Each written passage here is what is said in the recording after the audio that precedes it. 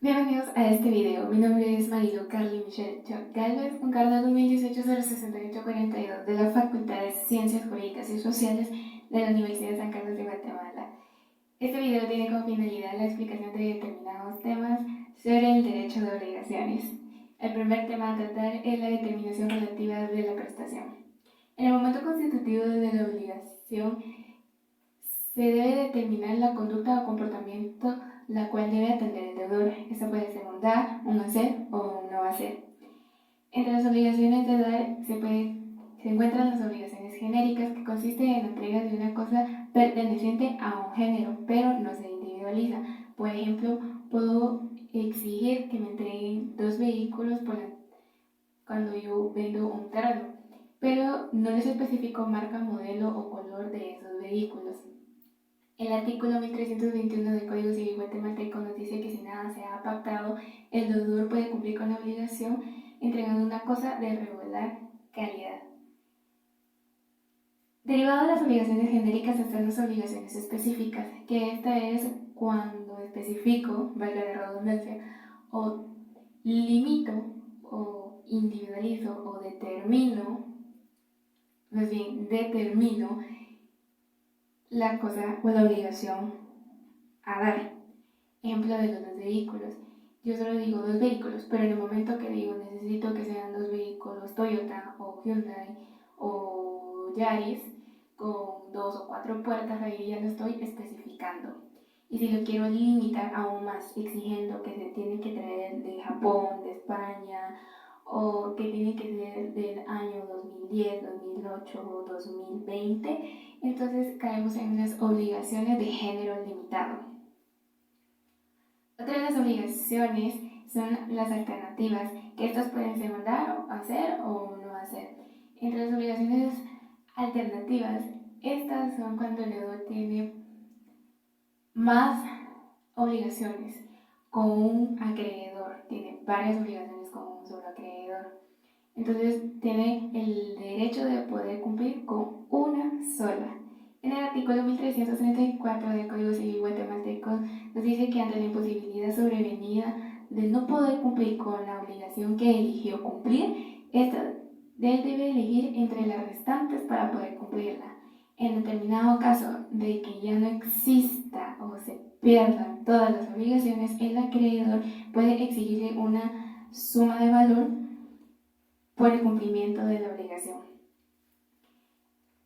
Otras de las obligaciones son las facultativas. Las facultativas es el derecho que tiene el deudor de poder sustituir la obligación que se había pactado, pero se debe de pactar desde el principio del contrato que la obligación puede ser facultativa. Quiere decir de que si la obligación va a ser facultativa desde un principio, entonces el deudor sabe que si no puede cumplir con lo pactado primordialmente o con lo principal, este puede sustituirla en el momento que deba de cumplirla. El otro tema son las obligaciones pecuniarias. Empecemos con la definición de dinero. Es un bien mueble, genérico y fungible que su funcionalidad es ser un medio de pago, de intercambio o una medida de valor. Las obligaciones pecuniarias, sus significados que son obligaciones con dinero o de dinero. Las clases de las deudas de dinero o obligaciones pecuniarias son deudas de dinero, que es la entrega de una determinada cantidad de dinero, y una suma en dinero. Es la cantidad de dinero que cubre daños y perjuicios dado en el incumplimiento de la obligación. Hay algo que se puede dar en estas obligaciones pecuniarias, que es el constante cambio de ese valor de la moneda o del billete.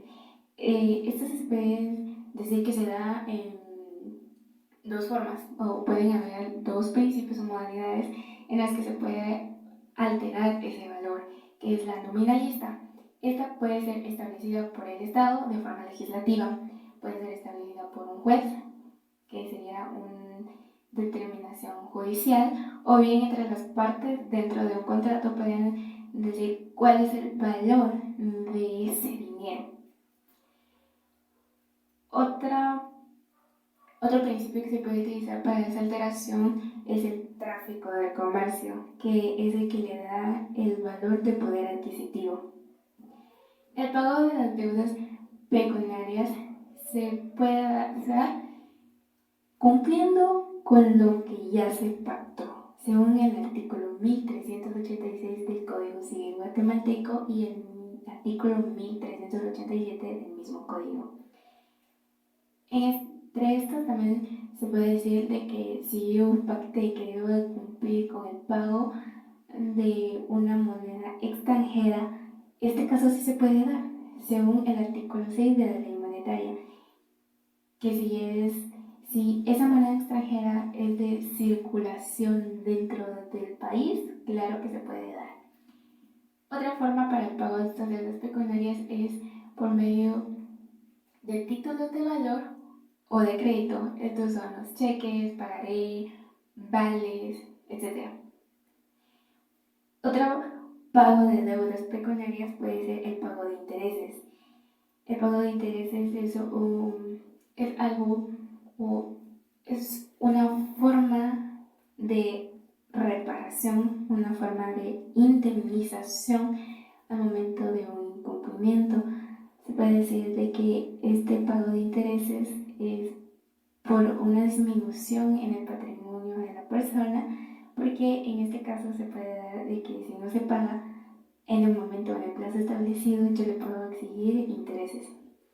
Y el anatocismo. El anatocismo es el pago de los intereses, es el pago de intereses de los intereses. El otro tema a tratar es el cumplimiento de la obligación. La definición de pago es el cumplimiento del deudor con lo pactado, satisfaciendo al acreedor. Los sujetos del pago es el solvens, es quien realiza el pago, y el accipiens, que es la persona a cuyo favor se realiza el pago. El pago realiza. Entre estos sujetos puede existir un tercero, que según el artículo 1382 dice que al pagar un tercero el deudor queda liberado de la obligación, pero este debe ser un tercero que cumple la obligación de buena fe. Otra son los receptores del pago. Estos pueden cumplir como una tercera persona también. Por ejemplo, si yo le debo 100 quetzales a Juanito y a Juanito le deben 100 quetzales María, entonces yo puedo venir y llegar con María y decirle que me dé esos 100 quetzales que le debe Juanito para satisfacer o para poder, para que sea satisfecha mi deuda o ese pago que yo requiero. Entre los receptores pagadores está el acreedor, que sería la persona adecuada a la persona que desde un principio se le pactó. Entre otros está que es el aparente acreedor, quien viene el deudor y dice yo le pago a esta persona, pero en realidad no era quien le debía de pagar. Otra sería por cuenta corriente, que es el depósito en una cuenta bancaria, y el otro sería por medio de tarjetas de crédito o de débito. Ese cumplimiento tiene un tiempo y un lugar. El tiempo puede ser de modo instantáneo u otras de duración o continuidad en el tiempo. Las instantáneas son en el momento que se cumple con la obligación, y las de duración continuidad es, por ejemplo, las de obra, porque estas llevan un determinado tiempo y no se puede establecer en cuánto tiempo pueden terminar una construcción. El lugar, según el artículo 1398, se dice que si no se ha pactado anteriormente el lugar, este puede ser en el domicilio del deudor. La prueba del pago, según el artículo 1390 del Código Civil guatemalteco, dice que toda persona que paga puede exigir un documento donde se acredite que sí lo pagó. El siguiente tema es la subrogación. Esta se da cuando las partes convengan a posteriori que el fin de la obligación se logra de una manera distinta a la que inicialmente fue programada y convenida. El acreedor debe aceptar esta nueva prestación y el deudor cumplir con esta misma. En dado caso que el acreedor se niegue a aceptarla, el deudor, para liberarse de ella, puede recurrir a la consignación de las cosas objeto de la prestación. Es ahí donde se da la primera figura de la subrogación, que es el ofrecimiento de pago y consignación. Esta procede en 8 supuestos, que se encuentra regulado en el artículo 1409 del Código Civil guatemalteco.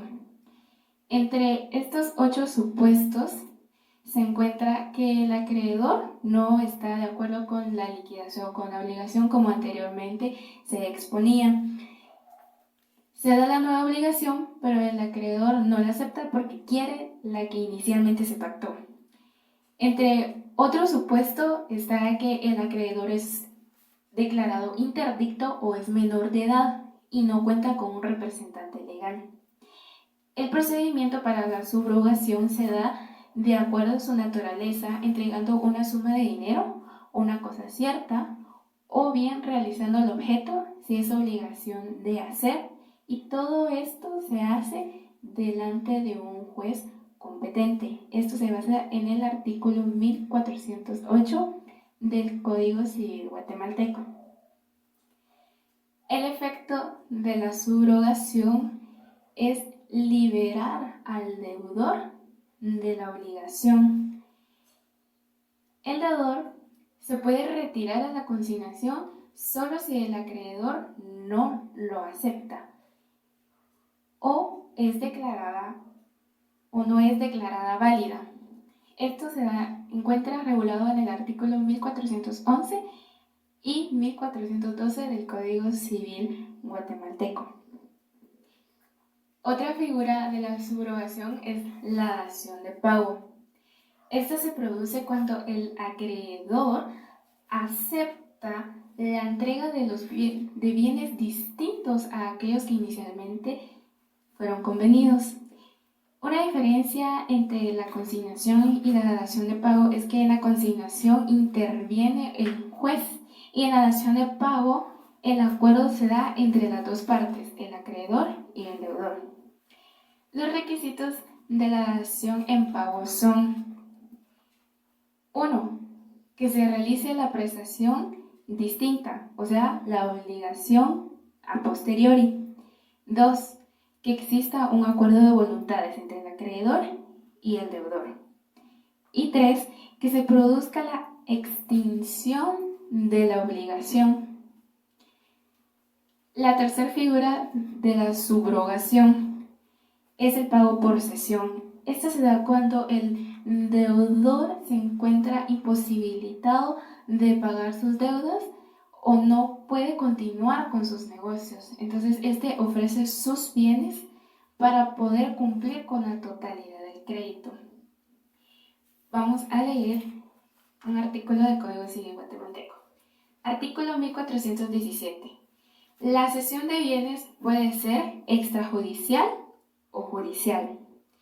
La primera, que se refiere a la extrajudicial, es por medio de un contrato. Y la segunda dice que es un beneficio que concede al deudor de buena fe que por accidentes inevitables o por causas que no le puedan ser imputadas, suspende el pago de sus deudas o está en eminente riesgo de suspenderlas. Otro tema es el incumplimiento de la obligación. Esta es la insatisfacción del acreedor por la falta de realización de la conducta pactada por parte del deudor. Existen dos tipos de responsabilidades por incumplimiento. Una responsabilidad contractual, que es derivada de los contratos, y una responsabilidad extracontractual, que es derivada por las leyes. Los efectos del incumplimiento: genera un deber de restituir o reparar el patrimonio del acreedor, pues este sufre una disminución. Se sujeta el patrimonio del deudor, o sea que queda en poder del acreedor para poder adquirir los bienes que paguen la totalidad del crédito. Y una tercera es la reparación de otras disminuciones patrimoniales. Las clases de incumplimiento. Puede ser retardo o retraso. Esto es cuando la prestación no se da en el plazo establecido, pero se puede realizar y todavía satisface al acreedor. El cumplimiento defectuoso. Esta se cumple en el plazo establecido, pero debe de corregir defectos, pero aún así satisface al acreedor. Y el incumplimiento definitivo. Esto es cuando ya no es útil, aunque se realice la obligación, ya no satisface al acreedor. Por la relación tardía de la prestación, se cae en mora. Todo esto son parte de las clases de incumplimiento. Se puede dar la imposibilidad sobrevenida de la prestación, que es el hecho o circunstancia que impide el normal cumplimiento de la obligación. Esta modifica el contrato o los puede suspender. Esto se encuentra regulado en el artículo 1330 y 1331 del Código Civil guatemalteco. Parte de ello se encuentra la teoría de la imprevisión, la cual consiste en acudir a las vías judiciales pertinentes para buscar la modificación o suspensión de la obligación, tomando en cuenta que la situación sobrevenida es ajena al deudor. Todo esto se debe comprobar ante el juez, porque puede ser por culpa o no es culpa del deudor. Otro tema es la responsabilidad del incumplimiento. Se reconoce que el incumplimiento provoca un claro daño patrimonial en el acreedor. Esto debe ser acreditado y probado para que se fije la cuantía del mismo. Se le atribuirá la culpa al deudor, como anteriormente habíamos dicho, toda vez no se pruebe lo contrario. Las consecuencias de esta responsabilidad del incumplimiento es la inexactitud de la prestación, nada que ver con la inicialmente. Daños por omisión. La responsabilidad del derecho del deudor o contraprestación prometida por el deudor. Entre estas responsabilidades del incumplimiento, podemos ver que es en los casos de que se tarde en cumplir con esta responsabilidad, pero de igual forma, si no se cumple, siempre va a tener alguna responsabilidad. Unas premisas que se desarrollan en el incumplimiento por parte del deudor es que desencadena una responsabilidad generada que genera daños y perjuicios, y estas deben de ser indemnizadas al acreedor. La responsabilidad se fundamenta en la culpa del deudor. Siempre que hay una responsabilidad por incumplimiento, tiene que haber culpa del deudor. Esto nos lo dice el artículo 1423 al 1426 del Código Civil guatemalteco. Otra premisa es la responsabilidad contractual, que es el reproche frente a la conducta culposa o negligente del deudor. Esta puede ser de que no le puso el debido cuidado y es por eso que cayó en un incumplimiento. O puede ser de que fue por causas ajenas al deudor que se llegó al incumplimiento de la responsabilidad. El acreedor puede demandar al deudor y tiene alternativas. Primero, lo puede demandar pretendiendo que se le cumpla la obligación tal y como fue pactada desde un principio. En el artículo 1324 se dice que la nueva fijación de un término para el cumplimiento de la obligación, y si faltare a esta se da la indemnización de pagos. O sea que si aún exigiéndolo y demandándolo sigue sin cumplirlo, entonces se debe de reparar esos daños causados por medio de una indemnización. Se puede dar la resolución del contrato o bien se puede reducir el precio de la obligación que está inicialmente y que la cual no se ha podido cumplir. El deudor puede ser exonerado, puede ser por caso fortuito, que es por un hecho de la naturaleza, o por fuerza mayor, que es por un acto humano. Se puede dar la exoneración del deudor cuando el acreedor no coopera y obstaculiza el cumplimiento de la obligación. Se puede exonerar también por mora del acreedor. La mora del acreedor es cuando el acreedor, no está de acuerdo con la nueva prestación. Otra es la lesión del derecho de crédito por parte de un tercero. Un tercero paga la obligación del deudor, pero por negligencia, por no tener el debido cuidado, no lo cumple conforme a lo que estaba establecido. Entonces, estos actos de negligencia recaen en el deudor porque no va a concluir con su responsabilidad por el pago negligente del tercero. Otras figuras es la responsabilidad del deudor fundada en la culpa. Como le habíamos dicho anteriormente, es cuando no tiene el debido cuidado de poder responder a esas responsabilidades. Esto se encuentra regulado en el artículo 1424 del Código Civil guatemalteco. Se puede dar la responsabilidad por dolo, que es cuando el deudor tiene totalmente la culpa de no haber cumplido con lo establecido, con lo pactado inicialmente. Esto se encuentra regulado en el artículo 1534 del Código Civil guatemalteco. Los supuestos de responsabilidad objetiva. Estos se dice que es la exigencia de una indemnización una vez haya culpa o no haya una culpa.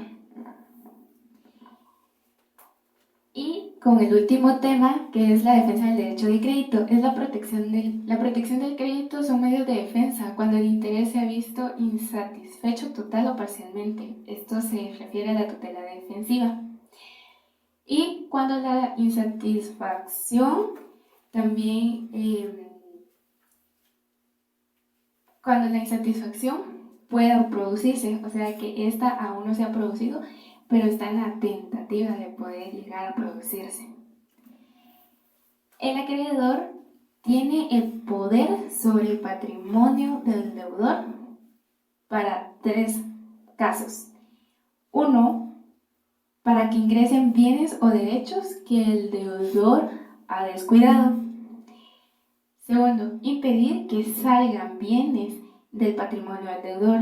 Ciertos bienes que pueden conseguirse a través del secuestro, o sea, retener esos bienes porque saben que pueden satisfacer el cumplimiento de la obligación que se le debe al acreedor.